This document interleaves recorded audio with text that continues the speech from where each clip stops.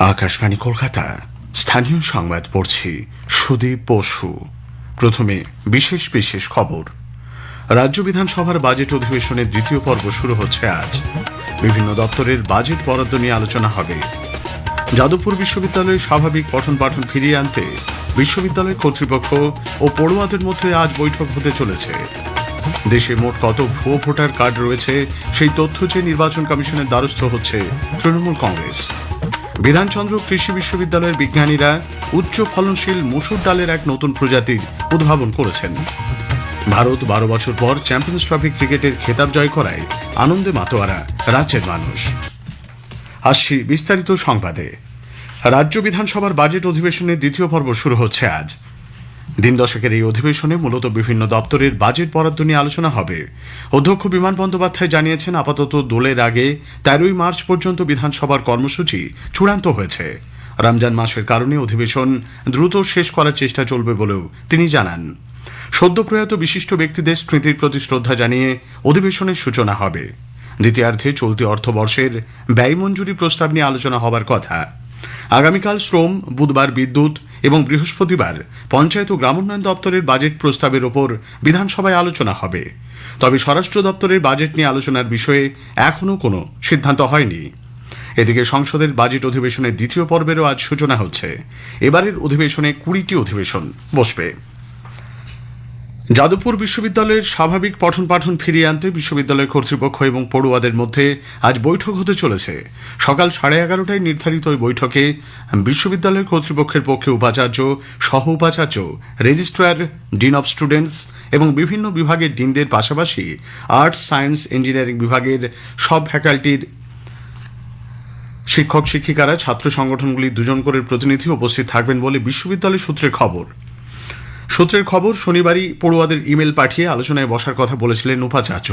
পাশাপাশি বিশ্ববিদ্যালয়ে স্বাভাবিক পঠন পাঠনের পরিবেশ ফিরিয়ে আনা এবং শিক্ষাঙ্গনের সুষ্ঠু গণতান্ত্রিক পরিবেশ বজায় রাখারও অনুরোধ জানান তিনি।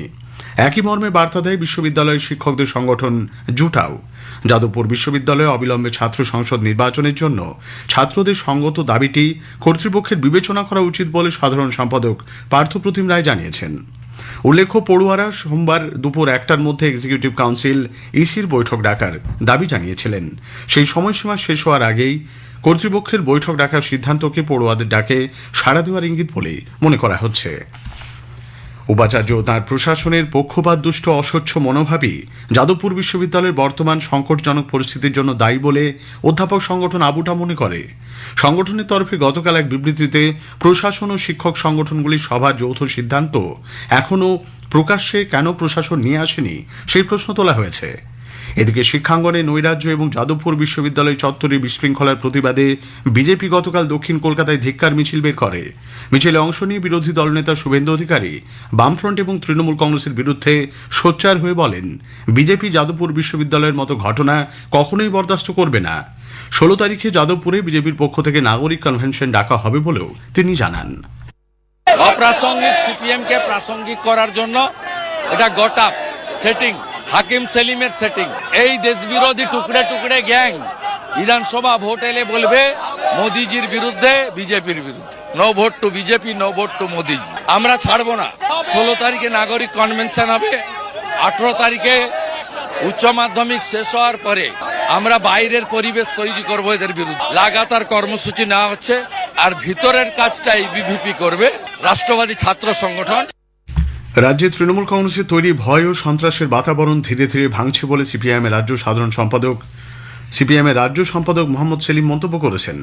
গতকাল যাদবপুর কাণ্ডের প্রতিবাদে এবং অভয়ের জন্য ন্যায় বিচার সহ একাধিক দাবিতে নাগরিক মঞ্চের এক মিছিলে যোগ দিয়ে তিনি একথা বলেন। 2 শাসক দল যেভাবে এক সারিতে দাঁড়িয়ে গেছে, সেখানে সাধারণ মানুষ যারা প্রতিবাদী, যারা ন্যায় চায়, সে যাদবপুরেই হোক, সে আজিকরেই হোক, তাকেও সারিবদ্ধ হয়ে নামতে হয়। তৃণমূল কংগ্রেস যে সন্ত্রাস, যে ভয়ের বাতাবরণ তৈরি করেছিল, এটা ভাঙছে। মানুষ যত ঐক্যবদ্ধ হবে, যত প্রতিবাদে মুখর হবে, তত এই ভয়টাও ভাঙবে আর সন্ত্রাস করার শক্তিও দুর্বল হবে। দক্ষিণ কলকাতার হাজরা ও ধর্মতলা থেকে দুটি মিছিল শুরু হয়ে রবীন্দ্র সদন পর্যন্ত যায়। অভয় মঞ্চ, জয়েন্ট প্ল্যাটফর্ম অব ডক্টরস এবং ওয়েস্ট বেঙ্গল জুনিয়র ডক্টরস ফ্রন্টের প্রতিনিধি সহ সমাজের বিভিন্ন স্তরের মানুষ প্রতিবাদে পা মিলিয়েছেন। চিকিৎসক ও স্বাস্থ্যকর্মীদের তিনটি সংগঠন গতকাল আরজি কর মেডিকেল কলেজে গণকনভেনশনের আয়োজন করে। মেডিকেল সার্ভিস ডক্টরস ফোরাম এবং নার্সেস ইউনিটি নামে ওই তিন সংগঠনের তরফে অভয়ের জন্য ন্যায় বিচারের দাবিতে গণ আন্দোলন চালিয়ে যাবার উপর জোর দেওয়া হয়েছে। এদিকে নাগরিক মিছিলের সমালোচনা করেছেন তৃণমূলের রাজ্য সম্পাদক কুণাল ঘোষ। সব বাম আর অতি বামের নাগরিক মানেটা কি? নাগরিক মানে কি? যারা রয়েছেন তারা নিঃসন্দেহে অনেকেই তাদের নিজের নিজের জায়গায় কৃতি হতে পারেন, কিন্তু তারা তো সম্পূর্ণ এক রাজনৈতিক পক্ষপাত দুষ্ট। ডাক্তার গাড়িতে, শিক্ষামন্ত্রীর গাড়িতে যখন হামলা হচ্ছে, কাঁচ ভাঙা হচ্ছে, তাণ্ডব হচ্ছে, নেতৃত্ব করছে হামলাকারীরা, তখন এই নাগরিক সমাজের বিবেক তখন কথা বলে না। দেশের সব রাজ্য ও কেন্দ্রশাসিত অঞ্চলের বাসিন্দাদের মধ্যে কতজনের কাছে ভুয়ো ভোটার কার্ড আছে সেই তথ্য চেয়ে তৃণমূল কংগ্রেস এবার দিল্লিতে নির্বাচন কমিশনের দ্বারস্থ হচ্ছে।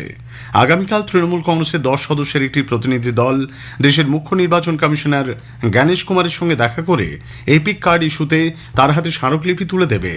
এই প্রতিনিধি দলে থাকবেন তৃণমূলের রাজ্যসভার দলনেতা Derek O'Brien, deputy leader Sagarika Ghosh, লোকসভায় দলের মুখ্য সচেতক কল্যাণ বন্দ্যোপাধ্যায় প্রমুখ। জাল ওষুধের রমরমা কারবারের প্রতিবাদে প্রদেশ কংগ্রেস আজ রাজ্যের ড্রাগ কন্ট্রোল কার্যালয়ের সামনে প্রতিবাদ কর্মসূচি পালন করবে। প্রদেশ কংগ্রেস সভাপতি শুভঙ্কর সরকার একথা জানিয়ে বলেন, রাজ্যে তথা গোটা দেশে বহু ওষুধ বাতিলের তালিকায় রয়েছে। জাল ওষুধ রোধে কেন্দ্র এবং রাজ্যের ড্রাগ কন্ট্রোল অথরিটি কি ভূমিকা পালন করছে তা নিয়েও প্রশ্ন তোলেন শুভঙ্কর বাবু। পাশাপাশি বাজেয়াপ্ত ওষুধের তালিকা নিয়ে কংগ্রেস কর্মীরা জেলায় জেলায় মানুষকে সচেতন করবে বলেও শুভঙ্কর বাবু জানিয়েছেন। স্থানীয় সংবাদ শুনছেন আকাশবাণী কলকাতা কেন্দ্র থেকে। আমাদের সংবাদ শোনা যাচ্ছে ইউটিউব চ্যানেল আকাশবাণী সংবাদ বাংলা, ফেসবুক ও ইনস্টাগ্রাম আকাশবাণী সংবাদ কলকাতা এবং এক্স হ্যান্ডেল এআইআর নিউজ কলকাতাতে। নদিয়ার বিধানচন্দ্র কৃষি বিশ্ববিদ্যালয়ের বিজ্ঞানীরা মসুর ডালের উচ্চ ফলন এবং তাপ সহনশীল এক নতুন প্রজাতি উদ্ভাবন করেছেন। বিধান মসুর 16 নামের এই প্রজাতির ডাল কম শীতেও ভালো ফলন দেবে বলে কৃষি বিজ্ঞানী ডক্টর সোমনাথ ভট্টাচার্য জানিয়েছেন। কৃষকরা এই ডাল চাষ করে উপকৃত হবেন বলে আশা করা হচ্ছে। এদিকে উত্তরবঙ্গে পরীক্ষামূলকভাবে তৈরি হচ্ছে প্রায় 15টি নতুন প্রজাতির ধান। এক্ষেত্রে সাফল্য এলে তা উত্তরবঙ্গের জলবায়ুর নিরিখে ধান চাষ পদ্ধতিতে আমূল পরিবর্তন আনবে বলে কৃষি বিজ্ঞানীদের আশা। বাঁকুড়ার জীববৈচিত্র্যপূর্ণ শুশুনিয়া পাহাড়ে বারবার আগুন লাগার ঘটনা ঠেকাতে বন দপ্তর ও পরিবেশবিদরা লাগাতার প্রচার চালানোর সিদ্ধান্ত নিয়েছেন। পুলিশের সঙ্গে সমন্বয় রেখে 24 ঘন্টা পাহাড়ে সর্বত্র কড়া নজরদারি রাখার ব্যবস্থা করা হয়েছে। এজন্য গঠিত হয়েছে বিশেষ দল। পাহাড়ে নজরদারির পাশাপাশি আগুন লাগার ঘটনা ঘটলে দ্রুত তা যাতে নিয়ন্ত্রণে আনা যায় তার উদ্যোগও নেওয়া হচ্ছে। দক্ষিণ কলকাতার বিজয়গড়ে এক অ্যাপ ক্যাব চালকের বেধড়ক মারের মৃত্যুর প্রতিবাদে এবং দোষীদের শাস্তির দাবিতে কংগ্রেস কর্মী সমর্থকরা গতকাল যাদবপুর থানার সামনে বিক্ষোভ দেখায়। কংগ্রেস নেতা প্রদীপ প্রসাদ পুলিশের উদাসীনতা এবং গাফিলতির অভিযোগ তুলেছেন। পশ্চিম মেদিনীপুরের নারায়ণগড় ব্লকের মকরমপুর 1 নম্বর অঞ্চল তৃণমূল কংগ্রেস কার্যালয়ে গৃহবধূকে ধর্ষণের অভিযোগ উঠেছে অঞ্চল সভাপতির বিরুদ্ধে। জানা গেছে, বিজেপি সমর্থক ওই গৃহবধূ দলের সঙ্গ ত্যাগ করার মুছিলেখা দিতে তৃণমূল কংগ্রেস অঞ্চল কার্যালয়ে যান, সেখানেই তাকে ধর্ষণ করা হয়।